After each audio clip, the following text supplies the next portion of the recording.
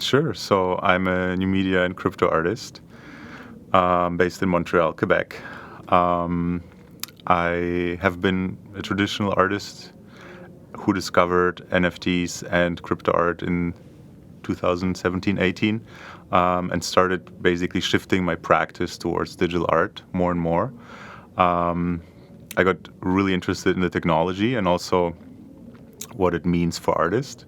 So I got passionate about the educational part of it, trying, to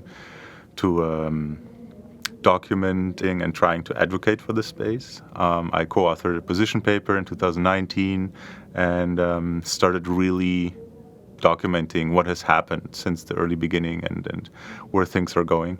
Because it was, at the time where the only discussion in the crypto space was CryptoPunks before CryptoKitties. We were totally ignoring an entire dimension of crypto art, which has been done like since the early 2013, 14s. And I thought that it's kind of sad that we kind of focus right now on this little medium while there's things on a bigger, wider scope with social and environmental impact, which are totally getting forgotten.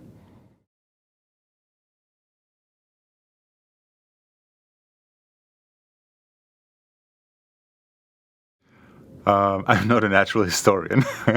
Actually, it's really taking a lot of time away from my art, but it's something I'm passionate about. I think in general, I started something.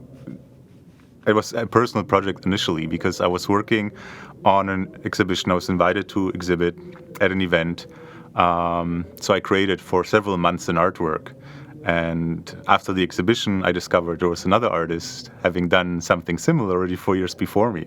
So I thought, before I invest a lot of time in other projects of a similar scope, I should really know what has happened before to just make sure I put my efforts into the right space, because I tend to work on a lot of very long-term projects. So you want to dedicate yourself to things which you think, are interesting or might introduce a new idea.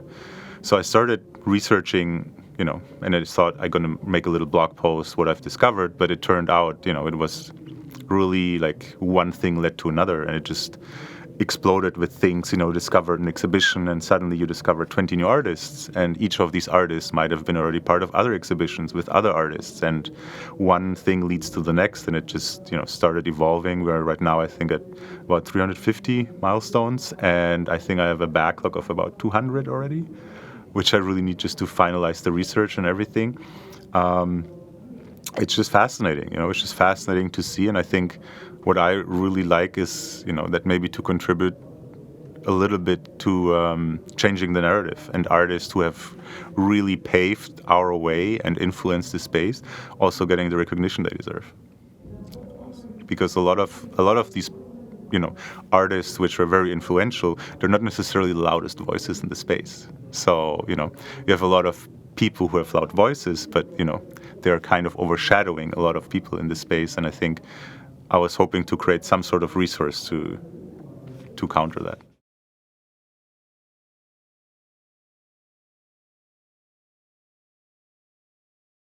Clouds has several components, or my fascination with clouds has several components. It has, for one reason, a very personal note to it. In my life, I have moved a lot, and over 30 times. So if you move so much, you see the sky as your constant in your life. You don't feel necessarily the same attachment to a physical place anymore, but you really are kind of rooted in the clouds.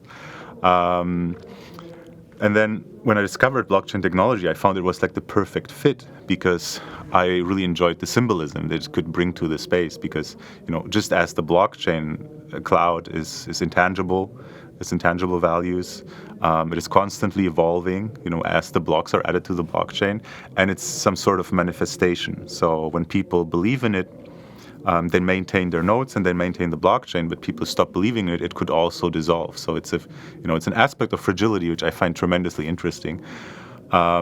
It is also culturally fairly neutral. In most cultures, clouds also are associated with something positive or a deity, and I think that makes it a fantastic symbol to communicate and educate with. If it works across cultures.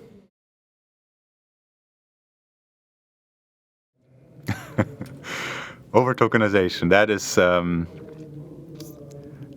I guess, a term I used in 2019 when I described threats or problems to the crypto and NFT space back then. And it was, it was the idea that we create so much output that it necessarily will dilute the entire space. And it's interesting because I guess my opinion since then has changed a lot. As it showed, what we were considering tokenizing a lot by releasing an artwork per day. We see that basically on a daily or even like several times a day basis. And I think back then I really thought more about the aspect of scarcity was important, while I necessarily changed my opinion until now, where I kind of follow more the school of thought of abundance and, using basically your daily practice or your regular practice, sharing that, you actually have the opportunity to share your work more often, and people will recognize your work as you share it more often. So I don't think necessarily this limitation, which I thought was helpful, is in reality anymore.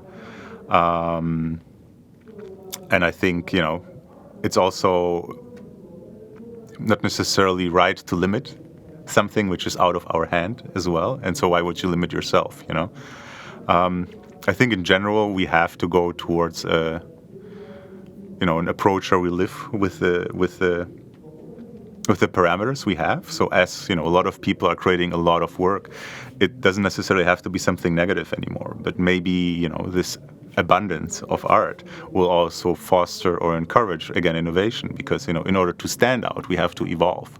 So I think my opinion, it changed ever since quite a bit. I think we see the governments already. Initially, we had like this two fractions of like curated and uncurated platforms where there was some sort of governance, right? Basically allowing the access. And I think personally, it's good that we have both systems. It's important that we do not limit access to everybody. At the same time, we live with the consequences of having a lot of copyright issues or artists using artwork which is not necessarily theirs. I personally like, that we are using this idea of decentralization and create kind of like governance bodies which are democratized. That for instance artists would vote for the inclusion of new artists, or vouch. Like if you're an artist and say like, hey, I know these are like artists. This is their work. This could be like an interesting way of kind of bring the decision-making process in a way which is, I think, is more representative to the space and to the ideas.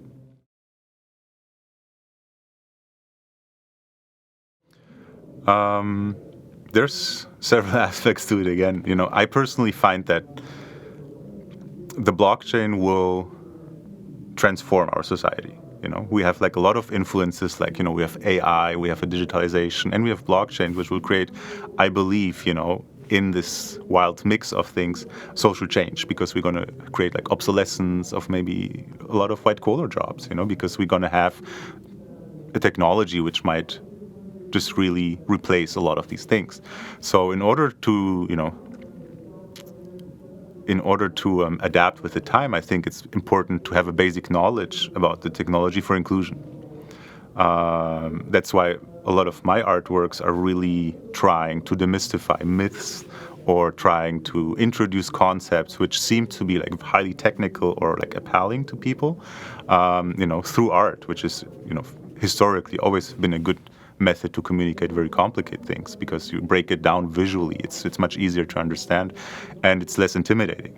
So that aspect I find is tremendously fascinating. But also, I think, people who were in the space early on, we had like a sense of community. We kind of supported each other. We wanted each other to succeed, because we were fighting against basically the same system. Right? We were like all, or many of us were like emerging artists who had to follow a very linear path to make it in the art world, right? And the biggest problem or challenge in that is that it takes you a long time to the point where you can actually sell your art. You have to create a body of work. You have to find an artist center or a gallery to basically get access to people who actually want to buy work. And now you have like a system where you have early career funding, if you want to, for everybody. And I think that is fantastic in some way that, it enables creators to create. They don't have to abandon their praxis because their opportunity to basically live of it is not delayed by years. But as the space was growing so fast, the sense of community and the values we tried to establish, we failed in that effort, because the space grows so fast that it outgrew the pace where we were able to create these spaces or to create this knowledge of what this space is all about, that we are not trying to just recreate the same system digitally, but we're trying to build something which is more inclusive, which we're hoping to be fair, which we're hoping to be decentralized. To which extent it is another point, right? But I think these are kind of values which people took as, motivators or like drivers. And I think with this fast growth, we're no longer able, most of the people new to the space, they don't know about these values anymore. They don't know that it was rooted in the cypherpunk movement. They don't know about the ideas of, that we're really trying to change the way it is. And I think, which is fine too, but I think it's important to remember it because a lot of people new to the space are being taken advantage of because, they might be desperate or they really want to get involved, but they don't have basically resources to revert to, or they don't find the sense of community anymore. And I think that's where this education is going to be important to create for people who want to contribute, who are in it for the right reasons, that they're not getting taken advantage of, and that they also find the sense of community, which really, brought us together, right? That we create these safe spaces. People who just want to extract, they're not necessarily the people we need to educate because they're not here, to be part of it, to shape it or to grow it. But I think for artists which are very vulnerable, to this new technology, there's so much technicalities, there's so much unknown. We have, especially people who are in the space longer, we have this responsibility to try to do our share, to lift as many people with us as we can.